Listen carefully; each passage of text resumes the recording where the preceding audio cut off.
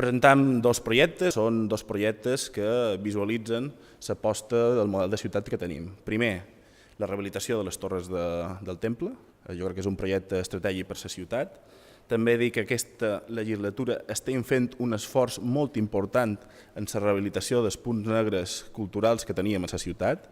Vull recordar les cases de Sant Ametller en el Vivero, que hi ha una partida de capitalitat. Vull recordar la fàbrica de Can Ribes, que també tenim una partida, i ara tindrem una partida per les Torres del Temple. Només ens quedarà com a assignatura pendent Can Serra, que ja veurem com ho podem plantejar i de quina manera podem tenir finançament per acabar aquest cercle de rehabilitacions que totes se produiran en aquesta legislatura. I després també, jo crec que el tema del bosc de Bellver, el principal pulmó verd que pugui tenir aquesta inversió important per poder senyalitzar els camins i poder plantejar una millora del principal pulmó verd de la ciutat. I aquest principal pulmó verd també el complementarà el pulmó verd del Canòdrom i el Velòdrom, que també tenim dos de capitalitat. El projecte ja s'està acabant i en aquest darrer trimestre d'enguany se licitaran les obres.